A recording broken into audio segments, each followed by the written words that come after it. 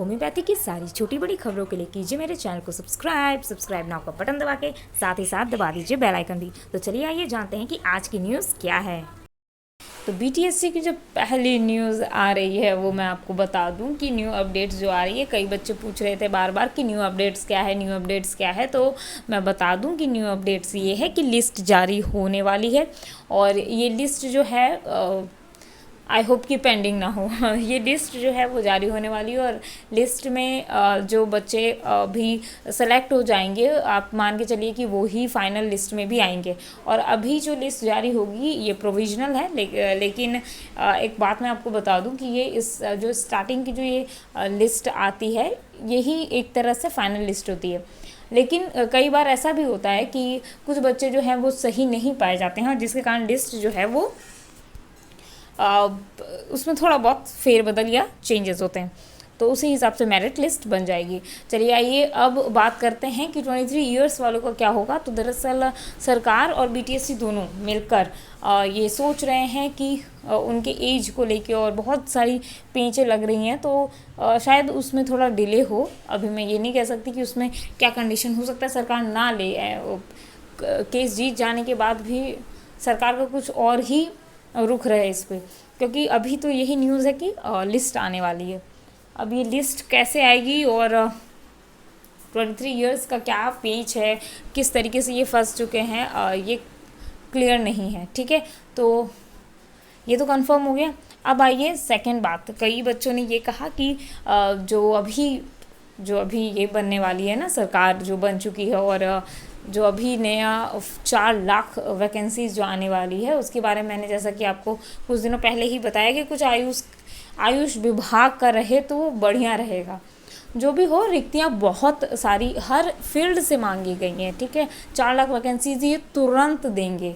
आप समझिए कि अभी अगस्त चल रहा है तो सितंबर में आप देखेंगे कि 2 से 3 बहालियाँ निकल चुकी है सितंबर में, और कम से कम ये मैंने पहले ही आपको कहा है कि सितंबर में बहालियाँ निकलनी स्टार्ट हो जाएंगी। ठीक है, तो अभी ये कुछ वक्त लगाएंगे। अभी तुरंत जैसे ही कैबिनेट फॉर्म हुआ है इन्होंने रिक्तियाँ मांगनी शुरू कर दी हैं कि जिस भी डिपार्टमेंट में जितनी भी रिक्तियाँ हैं फटाफट दीजिए। तो ये जो है सबसे पहले तो ये इसे फिलअप करेंगे। सेकेंड चीज़ ये है कि इनके पास जो भी जाता है, स्पेशली तेजस्वी जी के पास जो भी जाता है वो उनकी बात को ध्यान से सुनते हैं, तो ये बहुत अच्छी बात है। अगर आपके भी कोई प्रॉब्लम इश्यूज़ रहे तो आप ज़रूर जाके उनसे बात कर सकते हैं। दूसरी चीज़ जो है मैं कहना चाह रही थी कि जो पहले की बहालियां हैं जैसे कि बीटीएससी की, तो न्यू गवर्नमेंट जब भी फॉर्म होती है वो कभी नहीं इस चीज़ का बर्डन लेती है कि जो पुरानी बहाली है उसे कंप्लीट किया जाए। हमेशा याद रखिएगा, ठीक है, क्योंकि वो पुरानी बहालियाँ थी, हो रही हैं कंप्लीट, इस कंडीशन को इस तरीके से वो लेते हैं और न्यू वैकेंसीज जितनी भी आएंगी वो उनके खाते में जाएंगी। यानी कि ये समझ लीजिए जिस तरह से बैट बॉल खेलते हैं ना, क्रिकेट, और आपने कितना स्कोर किया उस पर ही सबका ध्यान रहता है। तो यही कंडीशन है यहाँ पे भी कि इन्होंने कितनी वैकेंसीज दी और किस हिसाब से ये 2 साल आने वाले 2 साल में काम करेगी, उसी हिसाब से इनका वोट बैंक भी बनेगा। राइट, तो मैं पॉलिटिक्स क्यों समझा रही हूँ आपको, मैं एक सिंपल तरीके से आपको बताने की कोशिश कर रही हूँ कि इस तरीके से बहुत कुछ जो है वो डिपेंड करता है। अब क्योंकि आप सभी जानते हैं रिक्तियाँ मांगी जा रही हैं, ठीक है, रिक्तियाँ मांगी जा रही है, यानी कि कुछ पोस्ट खाली हैं, कुछ क्या बहुत सारे पोस्ट खाली हैं। बिहार में तो हेडमास्टर की भी बहाली हुई, तो आपको पता ही है कि उसमें क्या हुआ है, नेगेटिव मार्किंग दे दिया गया। नेगेटिव मार्किंग में आप जानते ही हैं कि पुराने टीचर्स बैठे हुए थे, उनको तो ऐसे भी OMR शीट उनको समझ के पल्ले नहीं आता और वो कैसे वो कंप्लीट करेंगे वो आप सोच ही सकते हैं। तो हर चीज़ को देखना चाहिए, टेक्नोलॉजी का ज़माना है, लेकिन फिर भी क्या वो टेक्नोलॉजी से हैं कंपेयर कर रहे हैं कि नहीं, वो भी आपको देखना चाहिए। तो ये सारी चीज़ों को अभी हम नहीं डिस्कस करते हैं, अभी आयुष की बात करते हैं। तो जो 4 लाख बहालियाँ आने वाली है तुरंत दिसंबर तक 4 लाख बहालियाँ आ जाएंगी। ठीक है, ऐसा नहीं होगा कि दिसंबर तक 4 लाख बहालियाँ जो है वो सबको बहाल कर दिया जाएगा, ऐसा कुछ नहीं होने जा रहा। दिसंबर तक 4 लाख बहालियाँ आ जाएंगी क्योंकि रिक्तियाँ मांगी गई हैं। रिक्तियाँ कंप्लीट होने में कम से कम आप समझ के चलिए तो 15 से 1 महीना लग जाता है। फिर भी मैं क्योंकि इनका मेन ये इसी पे जीते ही थे, ठीक है, कि हम रोज़गार देंगे, तो ये इस चीज़ पे जीते थे जो तेजस्वी जी हैं, मतलब इतना ज़्यादा मैंडेट उनको मिला था।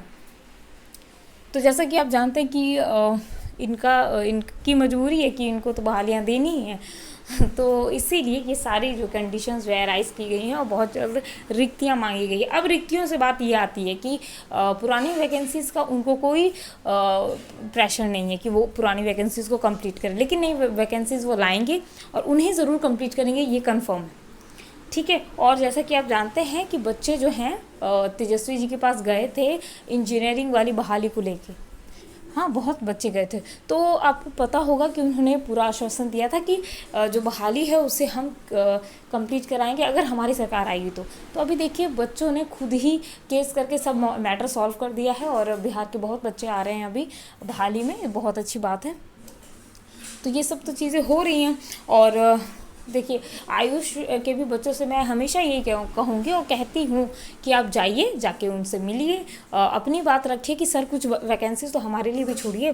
अब बात ये आती है कि सीट रिक्त हैं, क्वेश्चन ये हमेशा ये आता है क्या सीट खाली हैं, तो यह सीट बहुत सारे खाली हैं। आइए अब बात कर लेते हैं।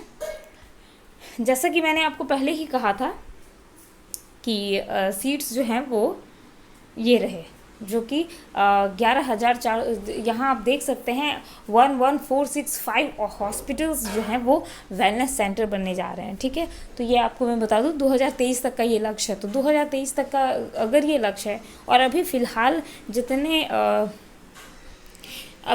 जितने हैं स्वास्थ्य केंद्र उन पे क्या कंडीशन है, तो उस पे जो है वो CHO की जो बहाली हमेशा निकलती है जो इस बार कुछ समय से बंद है, तो CHO में क्या हुआ कि ANM GNM इन सब को बहाल कर दिया गया, लेकिन ये गलत है, राइट। इसमें आयुष डॉक्टर्स का भागीदारी होना ही होना चाहिए। और इसके लिए भी अगर रिक्तियों की बात करें तो ये सारी रिक्तियाँ हैं। ऊपर से फिर अगर हम बात करें, देखिए आयुष स्टेट आयुष की बात करें तो स्टेट आयुष बिहार की अगर बात कर लेते हैं तो यहाँ भी बहुत सारी रिक्तियाँ हैं। अगर हम जानने की कोशिश करें और रिक्तियों को देखें तो अभी जो मेरे हिसाब से, अभी कंफर्मेशन तो मैं नहीं कर सकती, बट यस मेरे हिसाब से जितनी वैकेंसीज़ हैं वो लगभग अभी बिहार में 10,000 के आसपास वैकेंसीज़ हमारी आयुष की अकेले की है।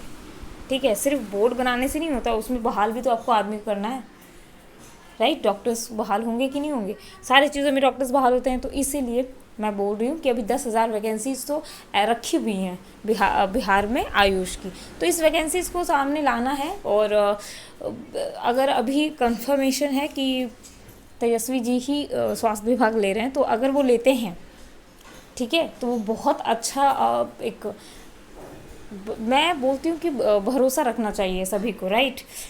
स्वास्थ्य विभाग अगर वो अपने हाथ में ले रहे हैं तो सिर्फ टेक्नीशियन या नर्सेज या दूसरी जो स्टाफ वगैरह हैं उनको बहाल करने के बजाय मैं ऐसा चाहूँगी कि वो आयुष को ज़रूर बहाल करें हर एक हॉस्पिटल में। अगर आपको लेना है ट्रीटमेंट आयुष से, जैसे कि आयुर्वेदा, यूनानी, होम्योपैथी, जैसे कि आप जानते हैं स्किन डिजीज़ के लिए सबसे ज़्यादा प्रेफर किए जाते हैं जिस डॉक्टर्स को, वो है होम्योपैथ।